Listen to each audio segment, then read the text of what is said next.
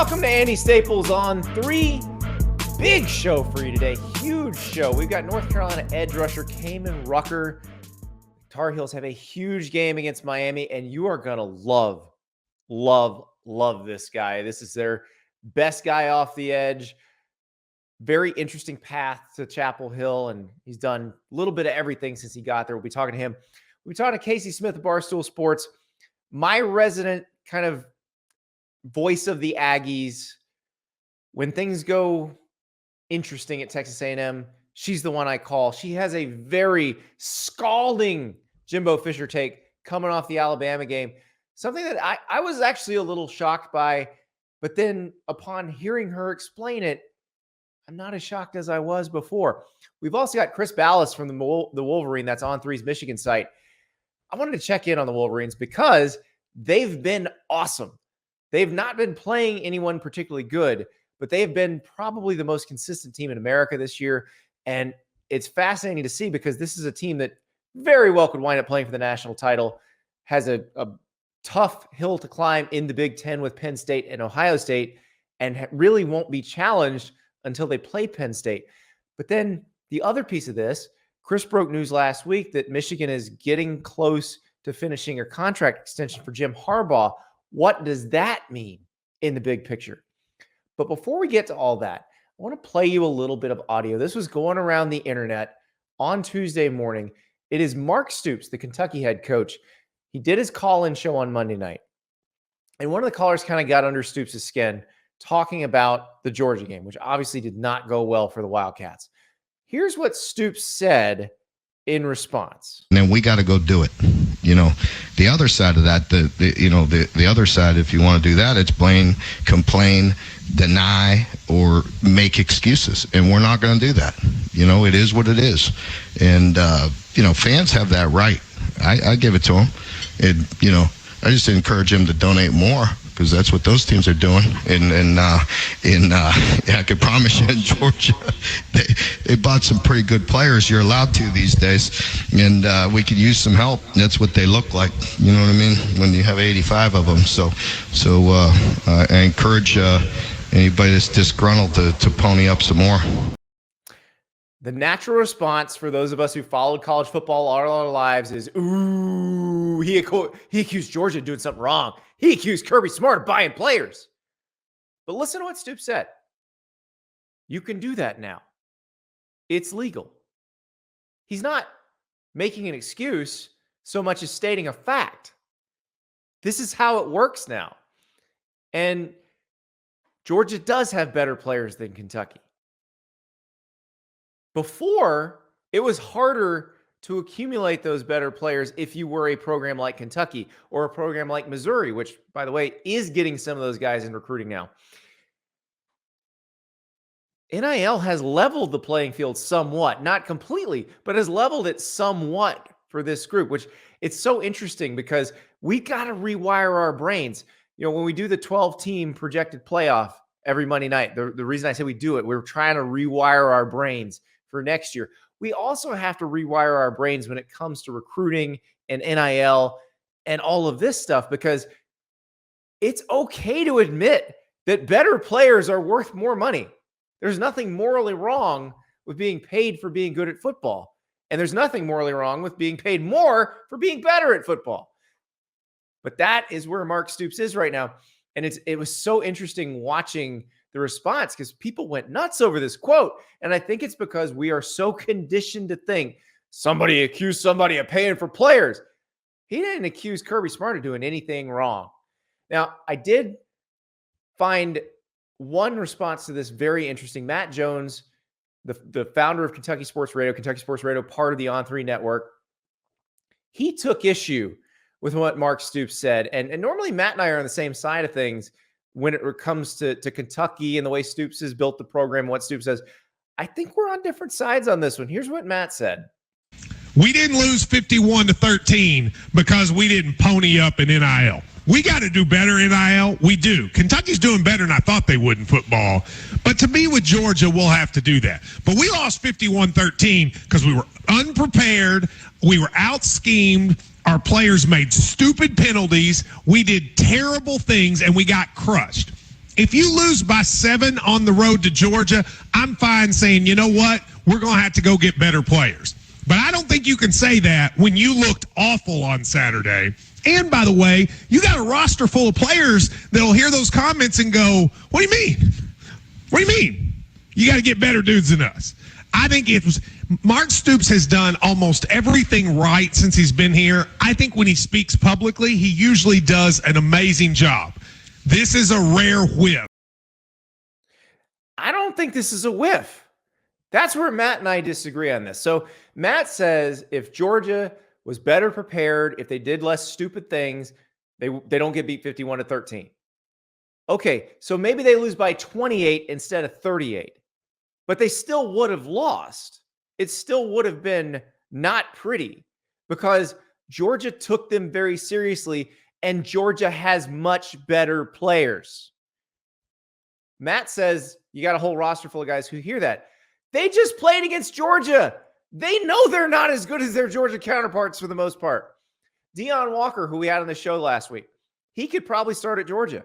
How many other Kentucky starters would you say that about? 1, 2? Would you say it about any more? That's the difference. That's the point that Mark Stoops is making. Now, why I find it interesting that he's telling the fans to dig deeper when really you're basically diverting your donation from the donation pile that funds Mark Stoops' salary to a pile that would fund players. And that's fine. That's his choice because I think that's one of those rising tide floats all boats if he can get that sort of money invested in the players as well. Because that is how you become competitive with Georgia. In fact, here's how to look at it. This is the first time we have seen Georgia look the way we thought Georgia was going to look all season. You don't want to know why? Because they took Kentucky very seriously. They watched Kentucky dismantle Florida. They watched Kentucky play earlier this season. They're like, that's a pretty good team. We have to be serious about this. We can't fart around because they might beat us if we don't. And Georgia took it very seriously and played its best game. That's actually a credit to Kentucky, the roster they have, and the coaches they have. Unfortunately, it ends up getting you beat 51-13. But Mark Stoops is not wrong in that to take the next step, you have to have players like they have. And Kentucky has repeatedly in the Mark Stoops era improved its roster over and over and over again. They get, a little bit better each year. But to compete with Georgia, there has to be a pretty big jump. And NIL, contrary to what the doomsayers told you, is not allowing the Georgias to get so much better than everybody else. It is actually giving the Kentuckys or the Missouris, again, who are taking advantage of it, a chance to try to get closer to the Georgias and the Alabamas and the Ohio States. Are you going to close that gap ever completely? No, probably not. But you can get closer. So Mark Stoops isn't wrong on this. Everybody went nuts because he said, "Ooh, Kirby Smart paying players." Remember, that's okay now. You can do that. So maybe you should do it too. We'll see. We'll be back with Kaimon Rucker, North Carolina edge rusher. Huge game coming up against the Miami Hurricanes on Saturday for the Tar Heels. They are in the hunt for the ACC title. It's going to be a lot of fun. You are going to love this guy. But first, I want to tell you about Rhoback, the most comfortable gear you can put on. I am wearing my green performance hoodie right now. Yes, this is the garment I was wearing when I caught a pass in an SEC game last year. That's because Rhoback makes you elite at everything. But also, it's just so comfortable. I've got one of these in almost every color of the rainbow at this point, which is good because there are 4 people in my house and everybody wants to steal one of these things. Rhoback also makes joggers, shorts, performance polos, and the newest thing, the Performance Crew. Those things are awesome. They look great. Very much more polished look, but the same level of comfort. So go to Rhoback.com. That is RHOBACK.com.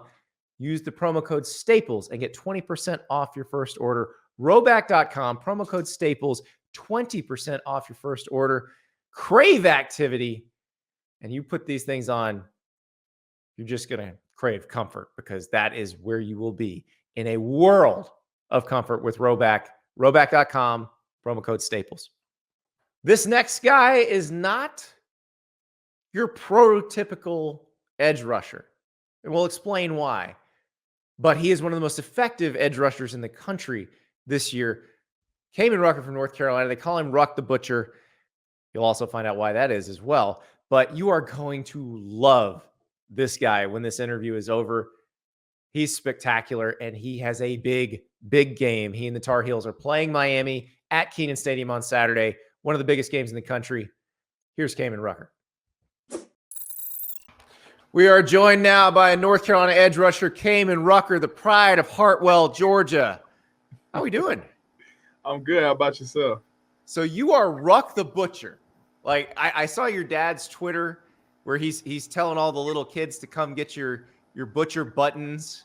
And I'm just picturing him like with a big bag of them outside Kenan Stadium, just handing out butcher buttons. Hey, you're not lying. That's probably essentially what he did. At least that's what he's told me. But yeah. So let's start with the nickname. The Butcher's a great nickname for an edge rusher. It comes from your D-line coach called you something? Yes, sir. That came from Coach Tim Cross.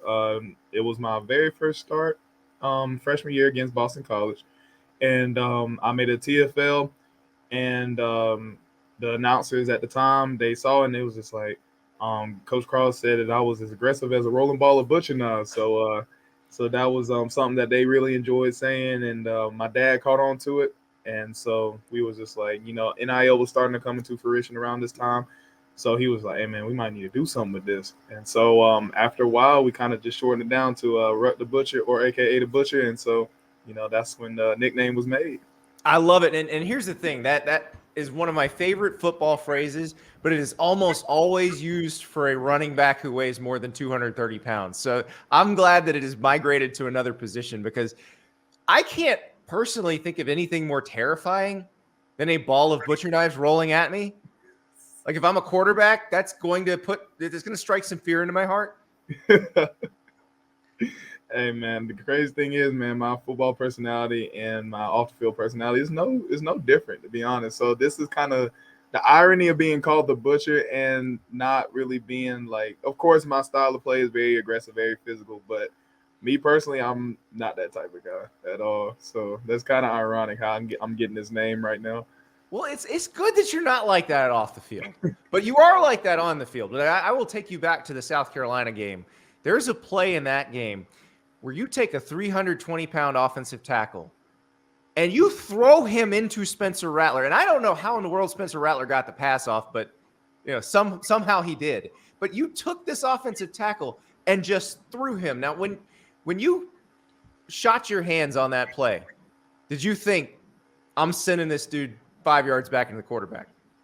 Not gonna lie, 9 times out of 10 when I do that, that's kind of my intention. So it's just like, when I pass rush, I'm very I consider myself a speed to power guy. So a lot of my moves is based off of me getting off the rock really quick and then hitting with any type of power move that I have, a long arm, stutter bull, kind of like reducing my shoulder, a chop rip, or that's more your speed rushing move. But in terms of that, so yeah, when I shock my hands, my intention is to either put you on your butt or either put you in the lap of the quarterback so it can affect the throw. So let's talk about that.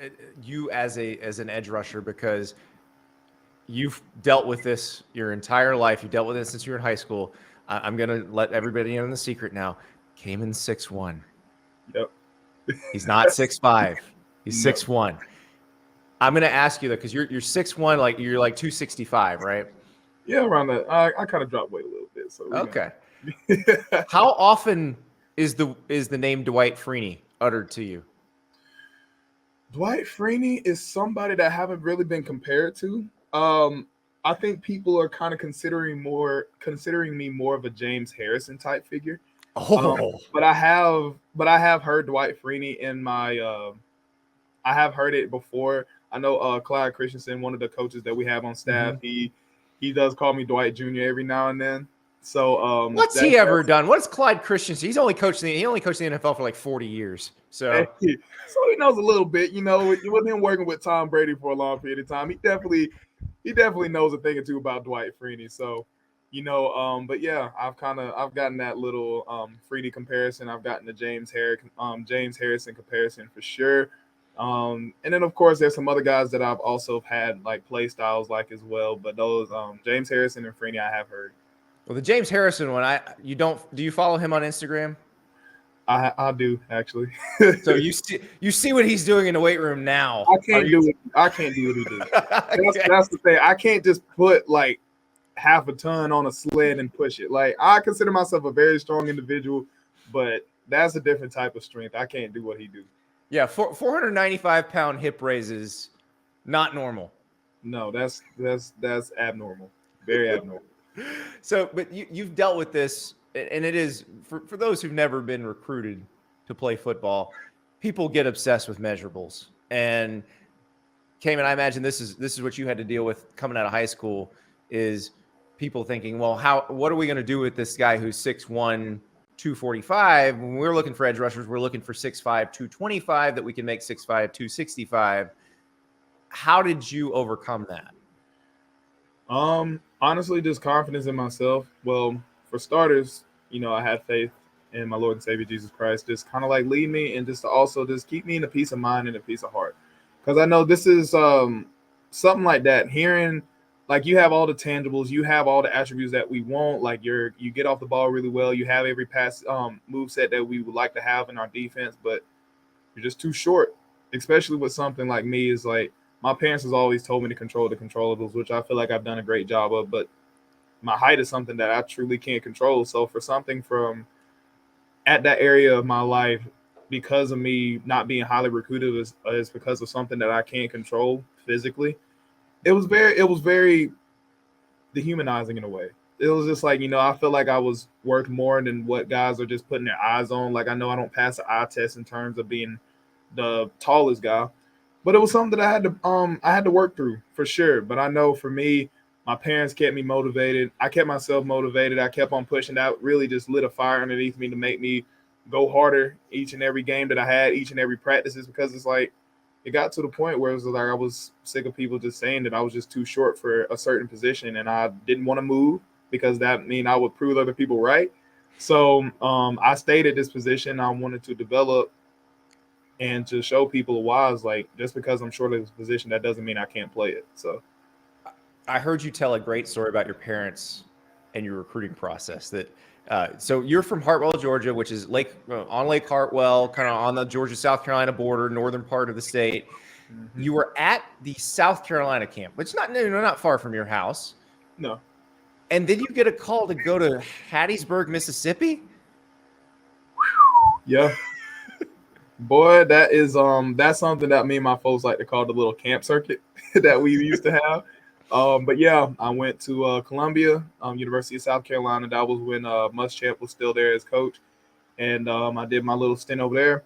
And yeah, like in the middle of camp, my dad gets a call from one of the guys from Hattiesburg, Southern Mississippi, and it was like, "Hey, we would love to have Kaimon down here for our kind of like our top recruit camp." Yeah, the featured camp. Yeah. Yeah, and so they was like, "We would love to have him down."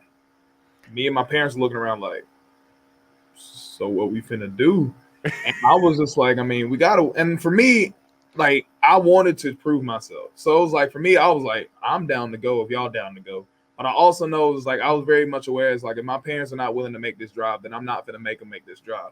But my dad, he was hell bent. I was like, listen, nah, we finna go. And my mom, she's always down to ride. So I know she's always here to support, and that's what I love about her too. And I love that about my dad, that he's always on go with me. So we took the trip down to Mississippi, first time there, and went over there. And then I don't know if you were going to bring this up or not, but I also got a call. I was going to say, you got another call when you're in Hattiesburg. Another call from that camp saying, hey, we want Kaimon at the Alabama recruiting camp.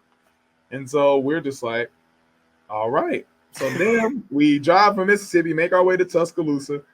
And went over there at that. And this camp. is all in like a 48-hour period. So you go Columbia, Yeah, South Carolina, Hattiesburg, a Tuscaloosa. weekend. Yeah. This is a weekend, like Friday, Saturday. And Probably your dad's in the middle of working on his PhD at the time, right? Yep, still getting his doctorates. Golly, that was. But what does that tell you? Like, when you think about what your parents were willing to do to help you chase that dream, how much does that just make you appreciative of them? Whew, man, I thank God for them every day. Like, there's not a day that doesn't go by that I don't thank God for them. Just the constant sacrifices that they made for me in my entire life, and I know, like, right now it's just like it's kind of weird that I'm 21 and I'm just now is like hindsight is 2020. So it's just like, of course, like right now I'm saying this, but it's just like at the time I didn't see it as much, but I was definitely appreciative of everything that they done for me. But now that I'm older and now I look back over the journeys that I've taken, whether that I've gotten hurt and trying to come back from things and dealing with a lot of stressors from my sport or just academics, and just the constant sacrifices that they were willing to make for me in order for me to become successful, and just to always be there for me, to always love me. And I couldn't thank God enough for them, because they're great. They're a great family. They're great. I would recommend a Kendall and Chrissy Rucker to anybody. I love my parents to death, man. I'll do anything for them, and I thank God for them each and every day, because they have definitely made so many sacrifices in my life that I don't even know of, but without them, I would not be here at this university. So I thank them. I love them. So, well, I imagine they are very, very proud to see you here doing all this stuff. And I thinking about your timeline. So you were a freshman in 2020 during the COVID year, and you've seen so much change in college sports just in the time you've been in it, the real short time. So you come into the COVID year. NIL comes that second year. You guys get a new defensive coordinator and everything changes your third year. What's it been like going through all these crazy changes? Honestly, just for me, it's just like control what you can control.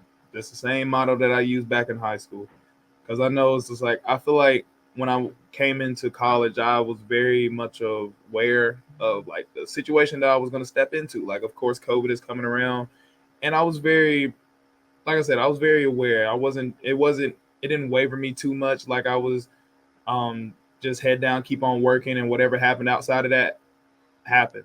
And so, COVID, like you said, I came in the COVID class, and that was definitely a weird time. Felt like a fever dream. Playing in empty stadiums on Saturdays. It felt like essentially a scrimmage that you would have in high school. And then, of course, NIL came the second year, and that was taken over. And then, of course, like you said, my third year, former defensive coordinator was released, and then Coach Chiswick came in. So it definitely was a lot of changes. But honestly, I just kind of, like I said, like I did my high school year when I was dealing with my recruitment, I stayed in my faith, prayed to God about everything that I was dealing with, talked to my parents about everything that I was dealing with, and just controlled anything that I could control in my own space. Let's talk about what you've done on the field this year, because you've already surpassed your season total in sacks from last year. You already have 4 sacks. You got 7.5 tackles for loss. It feels like you guys as a defense are playing so much better than you did this time last year. What has changed? Honestly, I feel like our confidence. I feel like definitely what also plays a big role in this is because we're used to Coach Chiswick's mantra now, and so his mantra is to wreak havoc. And so our first year was kind of a little difficult because he's stepping into a team that he's not really familiar with. So, but now since he's in the second year, he understands like everybody's contribution to the defense, everybody's skill set. He knows who everybody is. So now he's just like, all right, I'm finna take off the leash and we're finna let everybody rush. We're finna apply pressure and wreak havoc. Get interceptions, get tackles for loss, sacks, BPUs, anything you name it. So I feel like for us, that's kind of like we've applied Coach Chiswick's mantra, and that's to wreak havoc. We've preached that, especially this past January, and just locking in our fundamentals and executing the play calls that were given, and it's worked out for us. Is that more fun, the wreaking havoc style of defense? Oh, most definitely. It's so much fun. whether that you're making a play personally or seeing everybody else make a play, man, it's a sight to see, and I love it. So you were talking about how you're a different person off the field, and you get to do some pretty cool stuff. Like you were the MC of the Rammy Awards, which is the North Carolina Athletic Department award show, which that's pretty awesome. You got like song and dance stuff. But I got to ask you about the national anthem, because you were asked to sing the national anthem there at the Final Four. Like, this isn't you going out at like a UNC soccer game and singing the national. This is at the Final Four in New Orleans. North Carolina and Duke are about to play in a national semifinal, and you're up there with a Kansas golfer and a Villanova swimmer and a Duke soccer player, and you're singing the freaking national anthem in front of the whole country. What was that like? As I told many people before, the singing part wasn't nerve-wracking. Like, the performance part of it, like just seeing everybody, that wasn't what's making me nervous. It was what was getting on the court that made me nervous. So, like, of course, everybody knows, like a lot of people know, when you hit the Final Four, they start to have the elevated courts. Uh-huh. And so to get on those courts, you gotta have some steep steps to go up. Mm-hmm. And those steps were so steep. And I was so nervous that I wasn't gonna trip up. Like, I was so confident in my singing ability. Like, I know everybody and myself included wasn't gonna kill it. But getting up those steps, because my legs felt like jello, I didn't think I was gonna make it up on that court. So that was really the most jarring part about the whole experience, was just getting up those steps. And there were only 3 steps. I have tripped over steps, like, because I've covered a bunch of Final Fours. So I have tripped over those steps before. I know exactly what you were worried about. The difference is, when I did it, nobody was looking at me. Man, I'm telling you, that was the most nervous part about it all, because the cameras were following us up the steps. So I was like, if I fall on live television, I will be the laughing stock. My teammates are going to make fun of me. The staff's going to make fun of me. My family's going to make fun of me. The whole nation is going to make fun of me. So I was like, I cannot mess this up. Well, and also, you're going on national television. You're representing the University of North Carolina. I feel like the highest pressure choice is, what Jordans do you wear for that occasion? Yeah. I just went classic ones, honestly. I think I had the Jordan 1 Obsidians, I believe. Mm-hmm. Yep. So I just kind of rocked that. I feel like it definitely went with my color scheme. And, of course, I had to rock the UNC varsity jacket as well, and, of course, my merch underneath. So I feel like that was the best way for me to rock my stuff, and also the UNC apparel as well. Well, that's right. You got to put your merch. That's all available on the internet. So if you're watching this interview right now and you want some Ruck the Butcher merch, yes, sir.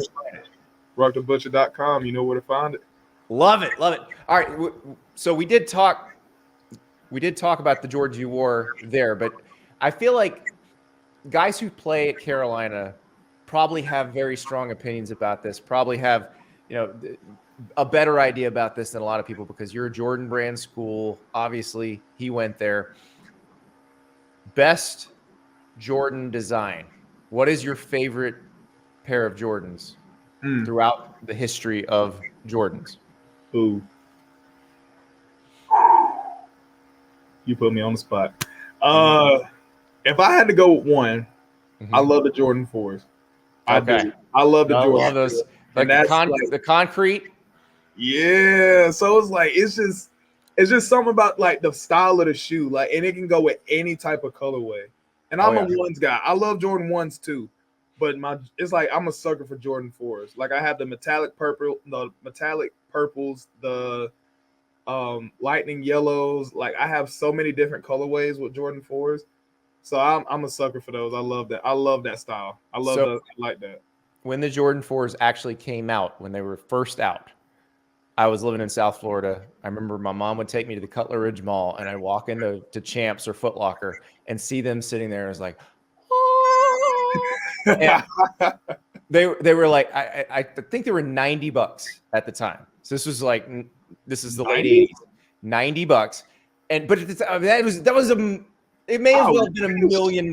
My mom was never going to spend $90 on shoes. But that was kind of the shoe I always like, if I ever can afford. But it's funny, because the first pair I bought later in life, when I could buy a re-release, I bought 11s, because my first day at Champs in the mall in 1995, the Jordan 11 Concords were out. So that was Yeah, the white with the black patent leather. Whew, Ooh, can't beat it. I was like, you can't beat that one. So it is amazing, but I imagine that's a frequent debate probably among UNC athletes. Like, what is the best Jordan ever? You would be shocked that we don't really talk about it that much. Huh. I mean, like, it's kind of funny with us. I can say we a little spoiled. So with like the Jordan schools, it's like it don't matter what kind of Jordans you getting Jordans. So so it's like it's one of those things where it's like you can't really, beggars can't be choosers. So you getting Jordans at the end of the day, you getting something a lot of people don't get. So you just kind of sit back and be grateful. Well, what a life! Think about when you were, burning down I-20 with your parents, trying to get to Hattiesburg to show what you could do. Did you ever imagine you'd be sitting here? You guys are playing against Miami on Saturday. You're undefeated. It's going to be a packed house. The whole country's going to be watching. I mean, can you believe this is your life? Man, sometimes I tend to sit back and look at it and be like, man, it's crazy how I'm doing this right now. I'm living my childhood dream. That's the best way I could put it, honestly. It's just like, looking over this, just like having a chance to look at practice, looking at the games, looking at the process. Like, a lot of people let that fly by. It goes over a lot of people's heads. And, it's like when it comes down to playing football and the process of it all, it becomes clockwork. And I can honestly say it does. But when you actually sit back and realize as much as you've done, as much as I've done the past 3.5 years that I've been here, going on 4, you start to realize it's crazy how I'm living this life right now. This is something that my younger self would have loved to like idolize, just to watch. Like, you watch like your 30 for 30s, you watch all these guys playing in the Under Armour All-American games, and like they finally get to college, and you see these college games on Saturdays, waking up with your pops, your granddads, your uncles, and watching these games. Like, as a kid, like, that motivated you. You wanted to do these things. You enjoyed watching these things. And now that I'm actually being on the other side, on TV, other people watching, me being an inspiration to other people, my team, my teammates being an inspiration to other people, saying like, I want to do that. Then me, and that used to be me. And so it's just like, now it's like, it's so wild, but I couldn't thank God enough, man. This is truly a blessing, and I wouldn't trade it for the world. I know I've had a crazy journey to get here, but like I said, I wouldn't change it for the world at all. Kaimon Rucker, the butcher to his friends. Good luck against the Canes on Saturday. Appreciate you. Thank you so much. Thank you. I told you you'd love Kaimon Rucker. How about that last answer? Unbelievable. That guy, he's going to be very successful at whatever he chooses to do, but my guess, it will be chasing quarterbacks in the NFL first, and then other things. Now it is time to turn our focus to College Station.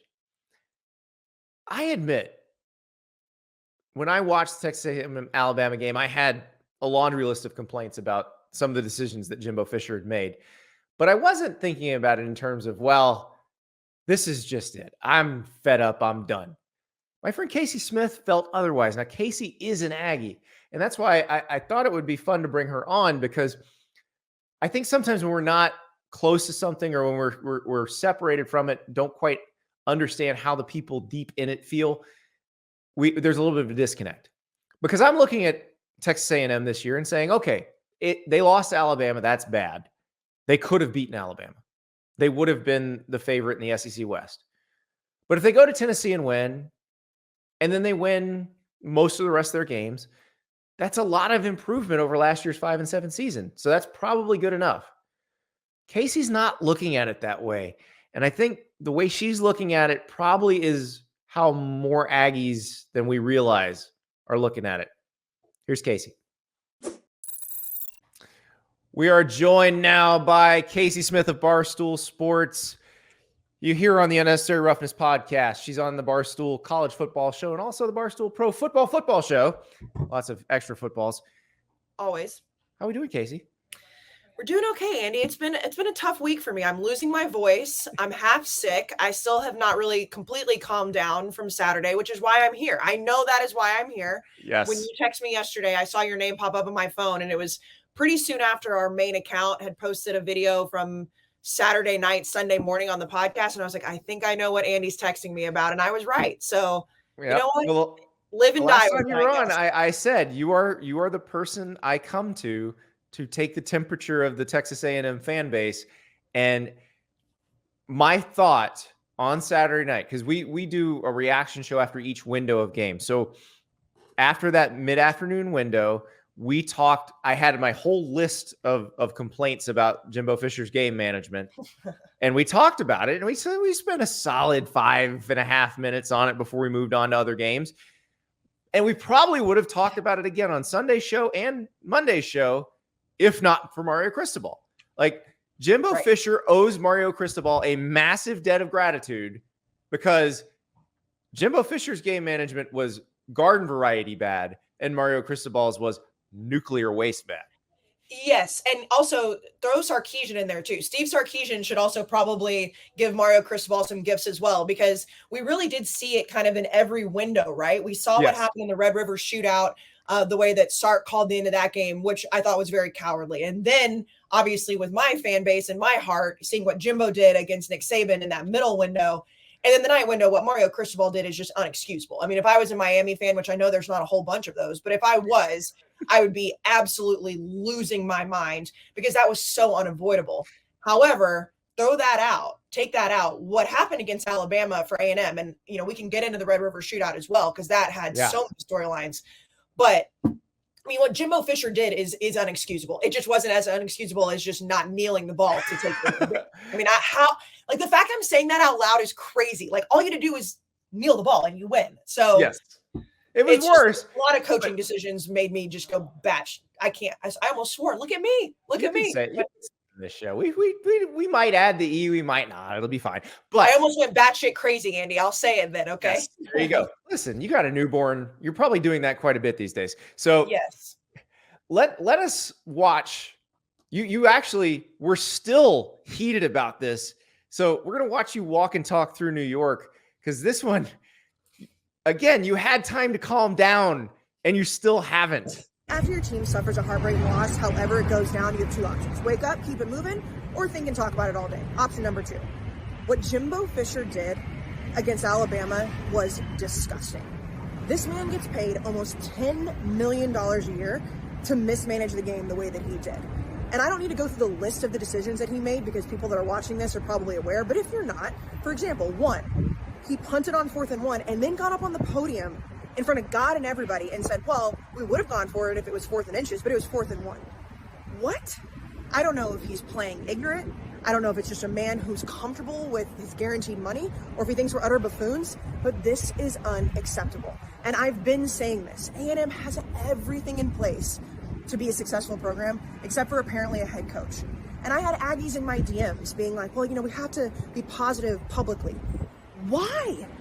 Why? What is it going to take? I do not understand that mentality. And I know there's going to be Bama fans going, well, you said A&M was the better team. Hand up, I thought we were. Jalen Milroe gashed our secondary. The offensive line could not protect Max Johnson. But at the end of the day, Jimbo Fisher is not getting it done. And I know if he ever does, I'm going to have to eat my words. But when is that going to happen? Are we just going to sit back and say, oh, okay, well, another game mismanaged, another game down the drain. This was the most vulnerable Alabama has been in a long time, and he ruined it. Period. Done. So that sound, by the way, is your mailman showing up with a 12th Man Foundation. How much are you going to donate? If he's done, it's a lot of money. So listen. As I'm rewatching that, like, I haven't rewatched it since I posted it. I still stand by everything I said and then some, because I know that the original clip that you texted me about was a lot more fiery. I probably made I made some not safe for work podcast jokes. There was a 6-inch joke, because there was a 6-inch joke. He talked about the difference between 4th and inches and 4th and 1, and that sets you off even more, because I mean, come on.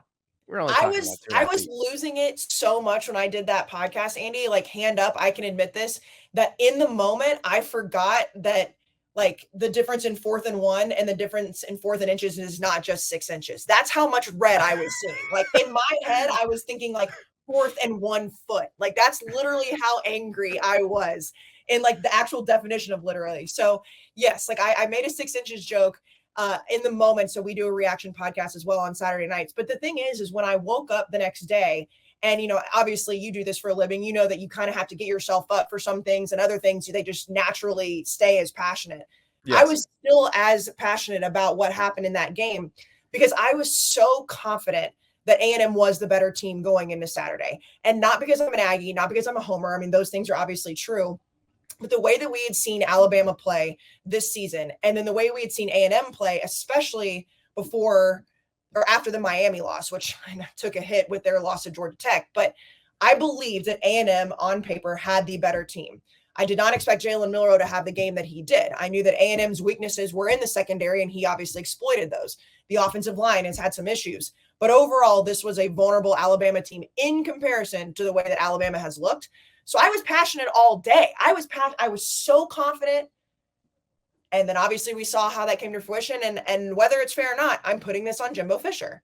Well, and it is fair. It is fair because you can say, oh, if Nia Smith's foot doesn't graze the sideline, A&M wins. But an Alabama fan would go, if Dallas Turner doesn't get called for a chintzy blindside block, which may or may not have been one, but was certainly way behind the play and was dumb.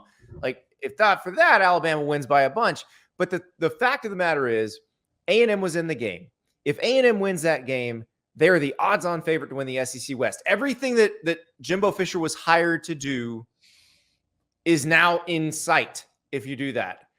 And he calls a timeout on 4th and 1 and kicks a field goal. Like, it feels more insulting to you guys that he called the timeout first and then decided to kick the field goal. And you know, of course, in the video that we just played where I'm walking around, I'm like, I'm not going to list all the decisions, but let me go ahead and give you an example because there were so many things that you could really point to. And I've said this throughout the week when I've talked to different people and then on Unnecessary Roughness as well. It's not just the decisions, Andy, that he's making. It's the excuses that he makes afterwards. Because in the moment, you know, every once in a while making a bad coaching decision is going to happen. Like, I don't anticipate, you know, those never happening regardless of who the head coach is.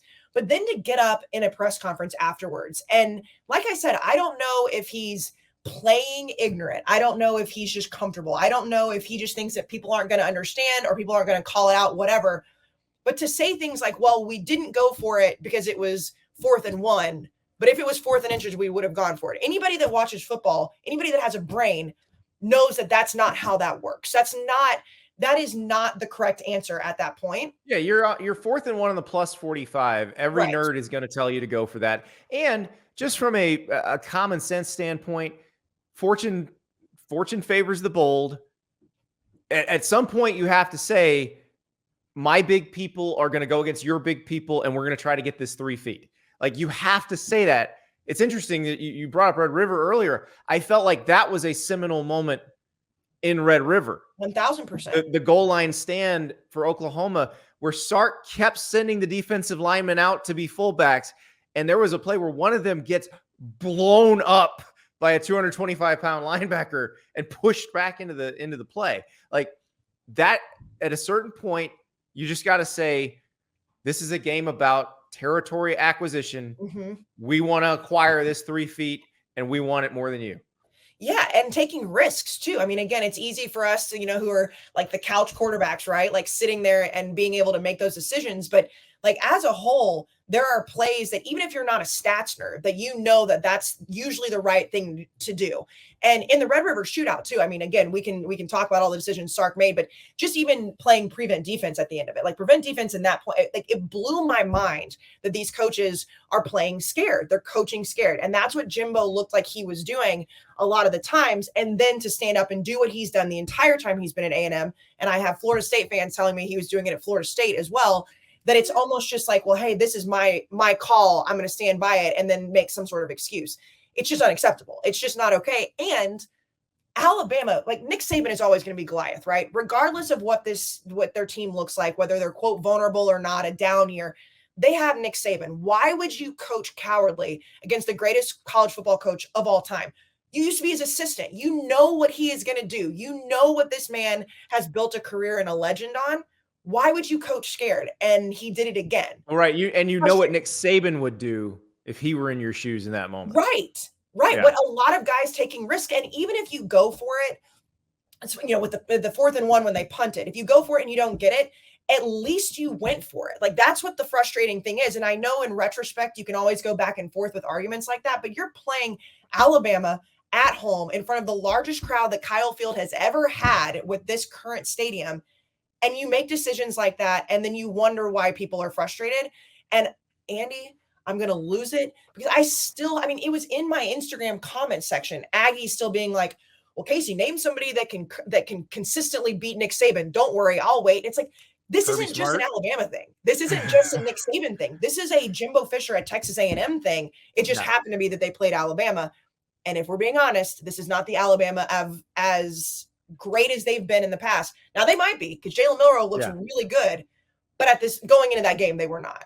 But the thing is, if we just take the game on the whole, and like our friend Parker Fleming, who does that great "How bad do we really get beat" graphic and it shows net success rate, basically, whose offense was more successful, whose defense was more successful.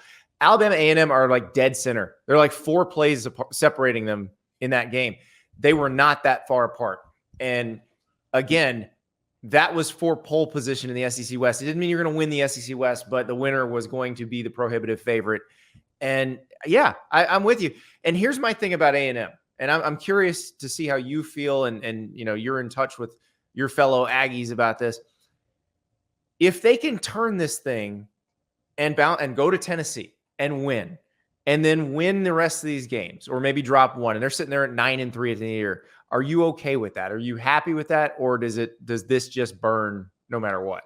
I think it's going to burn no matter what. However, in true honesty, it's like A&M has not, we haven't won a conference title since the Big 12 in 1998. Obviously, Johnny's seasons were great, but, still not making it to that next level. So to go 9-3 is a successful season. Let us not forget Jimbo missed a bowl game last year.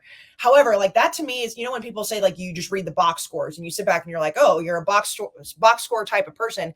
That to me is just reading the records, because yes, going 9-3 every single year would be awesome. But to know how that 9-3 really came to fruition after all this time. And I'm somebody who, when Jimbo Fisher got hired, like all the drama with, the off the field stuff with Jameis Winston, like I've always thought that was, suspect, but that stuff aside, you can separate that for this conversation.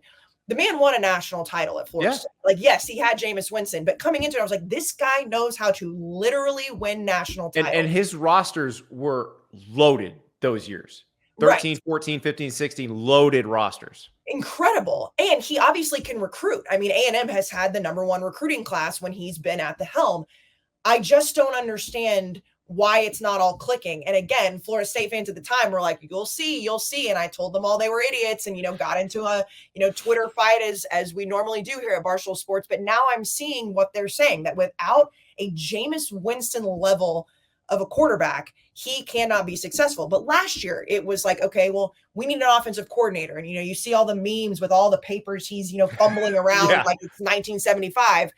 You hire Bobby Petrino, but then certain decisions, it felt like it was still Jimbo making those decisions. Like Bobby Petrino, excuse me, Bobby Petrino has done well and obviously helped the offense, but doesn't it seem like Jimbo's still making? Well, Bobby Petrino doesn't get to make the 4th and 1 decision. Like that's the head coach's job. So that's you're right. And the question is, what do you do about it? Because if they go 8-4, 9-3, that is acceptable progress. When the alternative is paying $76 million to fire someone, like they're not going to pay that. So what happens? And this is where like my frustration comes in, because I know how much money A&M boosters have, and that's the Texas oil money, the whole thing. It's a very prototypical, like, well, A&M has money because A&M does have money. You see the NIL deal stuff, whether those numbers are, exaggerated or dramatic or whatever, but that buyout money is sitting there. And like, for people that are listening, I'm not going to, like go through like the financials, but like, just go look at how Kyle Field was actually built, because it's insane. It's not tuition money. It's not state funded money. It's private money that built that new stadium. And it's ridiculous when you look at how it breaks down. That money is sitting there. You can't say, okay, they miss a bowl game last year, they go 9-3, 8-4, and say that's not progress. But look what happened, in years prior. In 2020, now COVID year, or, we all kind of throw it out across the board, not just in football, right? But they almost made the playoff. That's not been built on. You then have the number 1 recruiting class the next year, and that's not been built on. How long do we give this guy to say he's got his guys in? He's going to get it all together. He got an offensive coordinator. He's got a defensive coordinator that seems to be better now. What do we need to see? Because this guy clearly doesn't look like he's the guy that's going to bring A&M a national title, which, by the way, when he got hired, they gave him a national title trophy with an empty plaque on it, which is embarrassing enough, okay? I'm still heated. I mean, I think, what is it, Tuesday, Wednesday? Yeah. I don't know, I'm going at it. That's right. Listen, she doesn't sleep at all. She got a baby in the house. All you're doing is making her matter, Jimbo Fisher. Look at what you're doing. And, people are asking me, who do you want to go get? And, of course, my answer is, well, give me Deion Sanders. I mean, obviously, oh, my God. Can you imagine? I said this, and it's so true. I would be the most insufferable person on the planet. And I might beat up some people already. But if you get Deion at A&M, and, I mean, my whole world would just be made. But in reality, you've got guys like Mike Elko, who's coached at A&M before. And I'm not saying that, Duke is going to go win a national title, but Mike Elko is clearly taking that step to be a good head coach. You look across the board and you say, okay, do you promote somebody from within? Do you go out and find the next big name, Jonathan Smith, guys like that? I don't know, but I do know that thus far, it seems like Jimbo Fisher is a great recruiter. He's going to get those guys on campus, and it's just not going to come to fruition. And it's not just because they lost to Alabama. It's week in and week out. You scratch your head. Now, if they go out and beat Tennessee, great. I'm not going to be changing my tune. A lot of Aggies probably will be like, well, see, Tennessee was really good. Tennessee was really good last year. Tennessee this year is not the same team with Hendon Hooker. So that's kind of the way I look at it. But of course, once I get mad, I stay mad for a while, Andy. You know this. So that's where I'm at. You know what they say, when you've lost Kayce, you've lost the Aggies. Well, and I had some, which, by the way, Texas fans trying to dunk on me about this was very weird. So I was like, guys, did you see what happened in the Red River shootout? And I thought Texas would win that game. But, pulling old tweets, being like, I love Jimbo Fisher. It was from when they beat North Carolina in the 2021-2020 season bowl game. Yep. Okay, fine. And then when he got the number 1 overall recruiting class, the newest tweet was from the recruiting class in 2021. It's like, well, first of all, you can evolve your opinion on this guy. Second of all, I don't understand how any Aggie fan can sit in front of this TV or sit at Kyle Field or the opposing field and say, this guy is going to get it done, because he hasn't done it yet. And he's paid an ungodly amount of money to make these decisions. I'm going to text my friends. No. I'm going to text my friends at the 12th Man Foundation.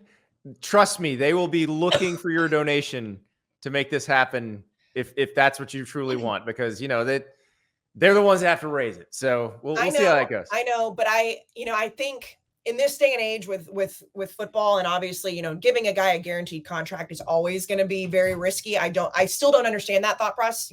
Guaranteed for 10 years, that does not make sense.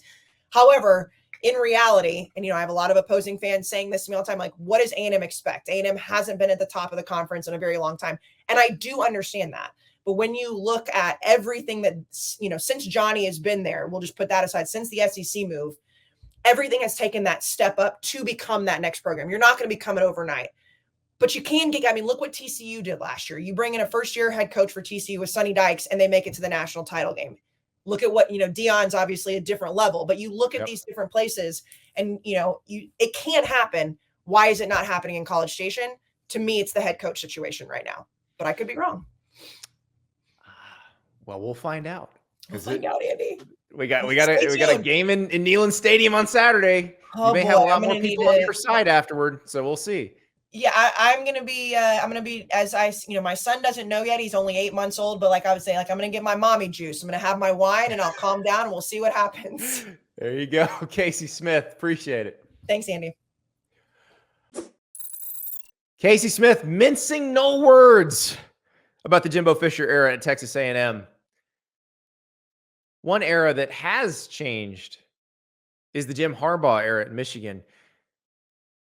Remember, we're not that far removed from Jim Harbaugh getting his pay cut, and we were thinking he was going to get fired after that 2020 season. Now, best coach in the Big Ten. His team is one of the best in the country, coming off 2 consecutive Big Ten titles. It's changed a lot. We haven't talked much about Michigan because they keep blowing everybody out. They haven't played particularly great competition this year. Their non-conference schedule was not much of a challenge at all. But the way they're playing, the consistency they're playing with, it is hard to top. And they look like a team that can compete for a national title. And, oh, by the way, they are working on a contract extension for Jim Harbaugh. Chris Balas of the Wolverine broke that news last week. He joins us now to discuss what Michigan is doing on the field and what that contract extension means in the grand scheme of things. We are joined by Chris Balas of the Wolverine.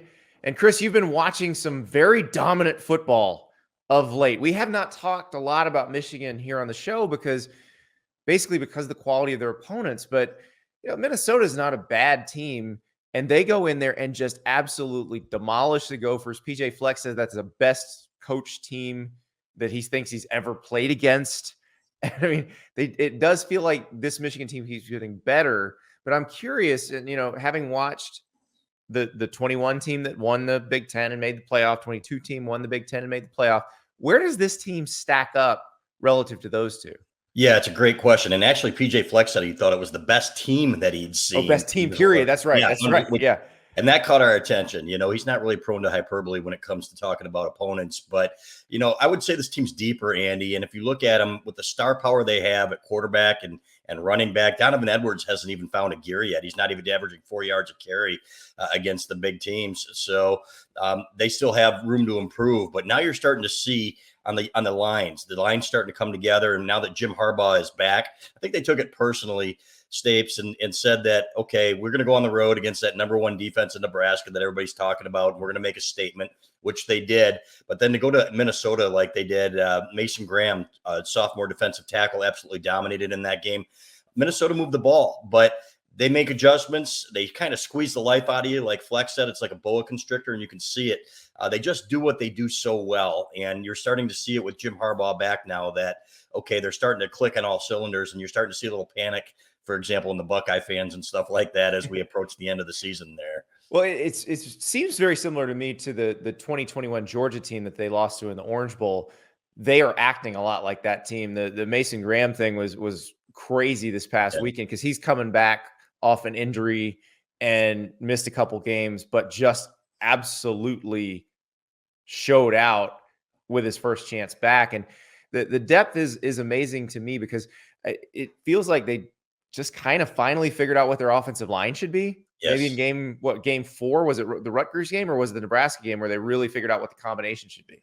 Yeah, it was Nebraska. Ladarius Henderson at left tackle, and he's starting to pass block better, and that was really the key. They needed somebody over there that could pass block, and they found him and moved Carson Barnhart back to right tackle and really seemed to have something going there. So, but, the difference between Michigan and Georgia in the past has always been the line play, the defensive line. Maybe you saw Georgia's defensive line completely overwhelm Michigan in the bowl game a couple of years ago, and you're thinking, okay, that's what we still need to see from Michigan to get to that level. Now you've got guys like Chris Jenkins, you've got guys like Mason Graham, Kenneth Grant that are SEC type defensive linemen that are really doing the job and lead you to believe that Michigan can compete with those teams now. So, they still don't have the elite receivers, right? If you look at, there's no Marvin Harrison. You've got Roman Wilson who's coming on, but how's he going to do against better defensive backs? Is he going to be able to get off the line? Those are things that still need to be proven. But when you've got an elite tight end like Colston Loveland, and you got a quarterback like JJ McCarthy that can keep plays alive and do some things with his feet, you can combat that as well. Well, and that's what it feels like. It feels like JJ is sort of the X factor here because in the Harbaugh era, they have not had a quarterback like this, where he has the arm, the mobility. And I kind of wonder, is the end of last season where we got to see him really kind of break out? Because it seemed like they were maybe, I don't know if keeping him under wraps was the right way to put it. They just didn't need him. But now that they know what he can do in these earlier games, when maybe they still don't need him to do any Superman type stuff, they're just sort of testing out ways that they might be able to use him when the Penn State game comes, when the Ohio State game comes. Yeah, they need him a little more just because teams are stacking up against the run against them a little bit better. They aren't going to let Michigan run for 300 or 400 yards on them like they did last year, and maybe Michigan can. And one thing Jim Harbaugh said about that, he said, you look around college football and the rushing numbers just aren't where they were. And he said that wasn't normal, what we did the last couple of years. And he's right. You're not seeing teams always breaking off 50, 60-yard runs like we saw from Donovan Edwards and Blake Corum. So now you need J.J. McCarthy to keep on that read option a little bit more. And we saw him do that a couple of times. We saw him do it against Nebraska. We saw him do it against Minnesota. He does it just enough to keep teams honest. And now you got another back, too, in Kalel Mullings, a big back who has really emerged and is getting those tough yards and short yardage situations. But, yeah, they're opening it up a little bit more, running a lot more play action, Andy, on first and second down when teams are coming up to the line of scrimmage and putting more responsibility on McCarthy. But for the one game against Bowling Green, which was an anomaly, he's handled it perfectly. And they've got Indiana this week. That's a game they should easily win. Michigan State obviously is an important rivalry game, but not what it has been because of what Michigan State's dealing with in their own situation. How do they keep them this consistent? Is it the competition at practice? You talked about the depth. I'm wondering, is that what is keeping Michigan playing so sharp, even if the opponents aren't really inspiring them? Yeah, because guys want to play. And if they understand if they have a couple bad plays, there's a guy behind them that's going in that's going to be able to play and take their place. So Jim Harbaugh and people I talked to said they had the best days of practice all fall on Tuesday and Wednesday of last week. So they're still motivated and they're still really climbing, but the schedule's so bad. It really is. It feels like the 1970s all over again. We're dominating teams, and they're going to make up for that next year, Andy. But it's hard really to say until they get to Penn State, right? And Michigan State played hard against Iowa. I don't want to just say, hey, right, we're going to roll in there. At least they showed some life, but that's a game they should win handily. And really, it's a 3-game season. You don't know what you're going to get from Maryland sandwiched in between there. They are capable of some good things like we saw against Ohio State, but they also implode. But it's really a 3-game season to determine what this team is going to be able to do in the postseason. It's crazy. And the Big Ten, it wasn't the ideal time to be announcing the 2024 opponents when they did last week, but they had to do it because they had to change the schedule around. And you look at Michigan's schedule, they already had Texas scheduled, but then now you're going to get Oregon, USC, and Washington added into the schedule. So different from this year. It'll be fun. But let's talk about Michigan in the future and in the grand scheme, because you reported last week that a Jim Harbaugh contract extension was imminent, not necessarily going to wait till the end of the NCAA stuff. And I'm curious about what that means long-term for Michigan. So first of all, how have those discussions been going, and why did it finally get to the point where they're going to do it? Yeah, well, Jim, it's boiling up, and we've been hearing for months, hey, where's my contract? I don't like being the 4th highest paid coach in the Big Ten, nor should he, and he started to tell more and more people in his inner circle, and it gets around a little bit to the point where it kind of forced their hand. And you wonder why it took so long, frankly. This is a guy who has been at the pinnacle of football in the NFL, in the NCAA, and they can use the NCAA investigation and allegations, to say as an excuse to say, well, we want to see what the result of that. It's not going to make a difference as to whether or not you extend his contract. So he should be the highest paid coach in the Big Ten. They know it. There are some people in the administration that went to the president and said, we need to get this done. Jim wants it done. So that's why it's going to happen now. And the way we understand it and reported it, and it has since been reported by others since, is that they basically got a month to get this thing done. They want it done within a month. Now, does that guarantee he's going to sign it, Andy? That's the interesting part here, number one. Number two, does it mean that he's not going to go to the NFL at the end of the year or in January and February if they call? I don't think that's the case at all. I still think he'll listen. And that's why we watch teams like Las Vegas play last night, and the Los Angeles Chargers and stuff like that. And speaking to one of his friends, Andy, they said, I think Jim loves it at Michigan, but I also think he wants 2 Lombardis to John Harbaugh's 1 if it comes to that. So. Well, and that's the thing. He may have his best Michigan team right now. Yeah. And the way the NFL schedule works, he'd be done with Michigan this year before that has to be decided. So it's not like one of those things where if you're angling for another college job, you've got to make that decision in December. That's not the case. He would have time to work it out. And that was my question was, if they give him this and he signs this, does that put to rest the NFL stuff? And that's what I was wondering, because you're going to have possibly the Raiders, the Chargers, maybe the Bears, and the Bears maybe in position to get Caleb Williams, which is something that any coach who works with quarterbacks would probably enjoy dealing with.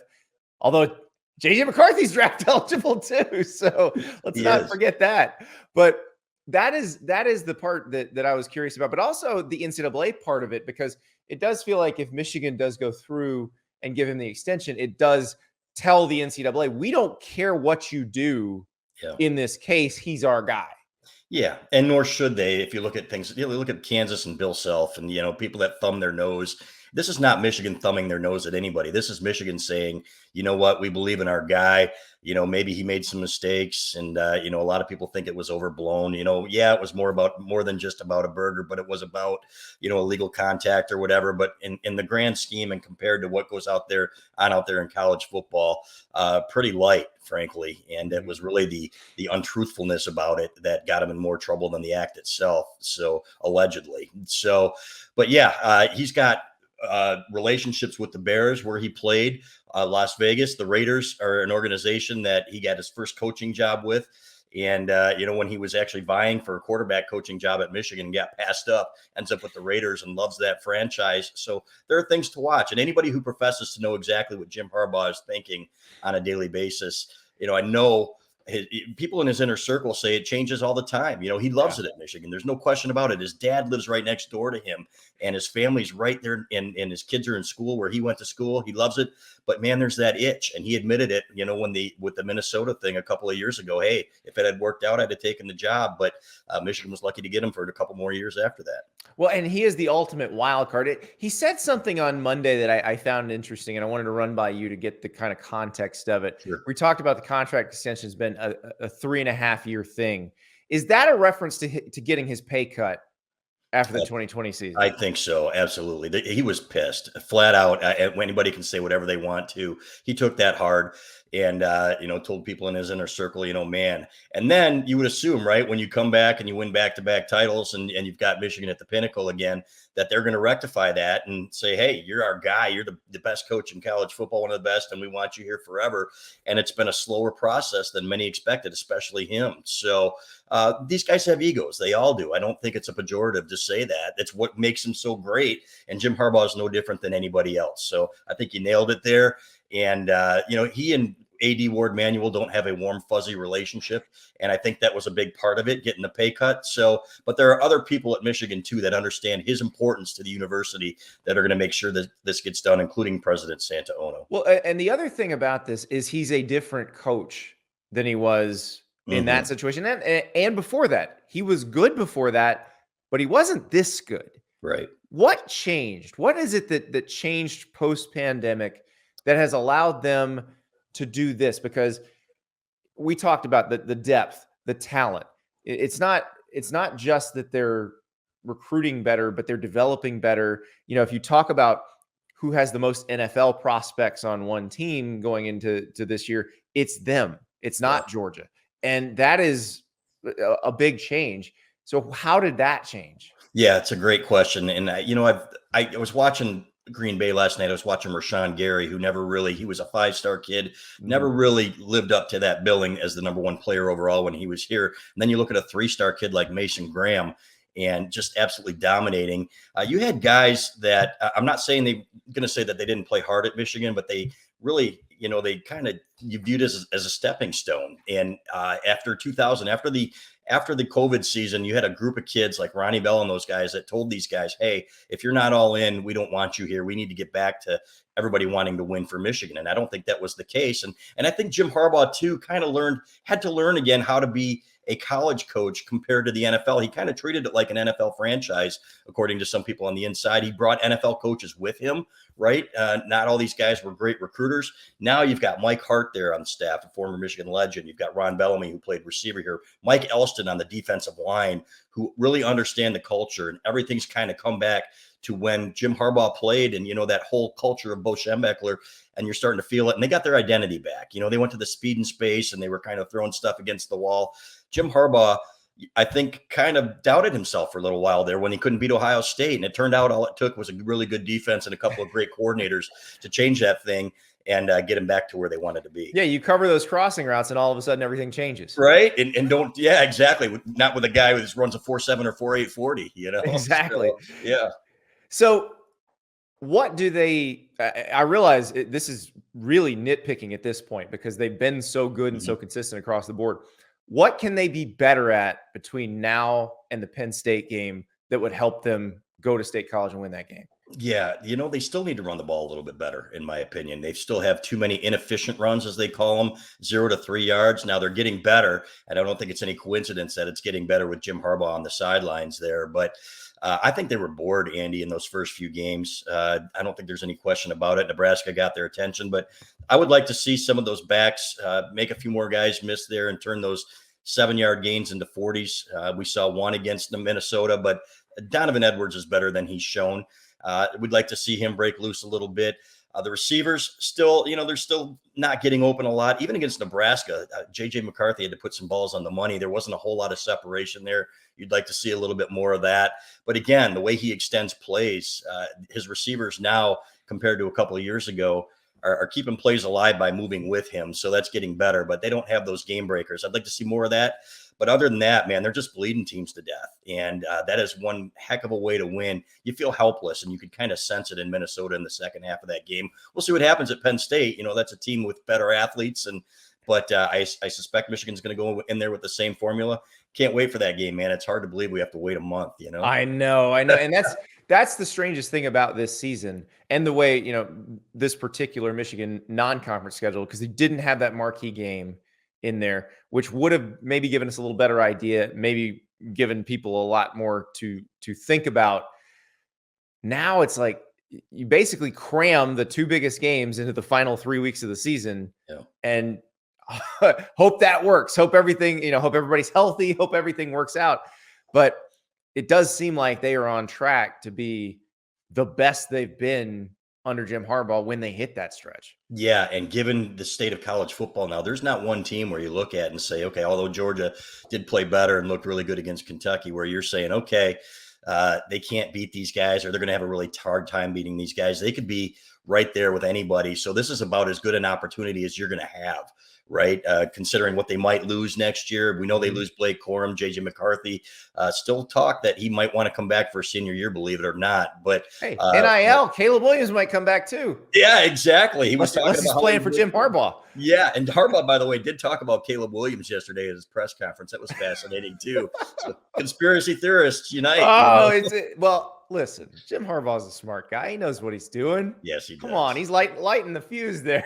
He was fantastic. But yeah, so you know what? We'll get down there and that's when we'll find out. And what'll be fascinating is if these three teams beat each other, and then it comes down to a tiebreaker about how their West opponents played. So now you got to root for Minnesota if you're Michigan. You got to root for Nebraska. So you're in there watching Nebraska and Illinois on Friday night and, saying, go Huskers, got the corn on your head and everything else. Wouldn't that be the Crazy. Ultimate way to kill off the Big Ten West? Right. Where that Iowa team that is just god awful. Yeah. But if they beat Wisconsin, they probably will win the Big Ten West. Yeah.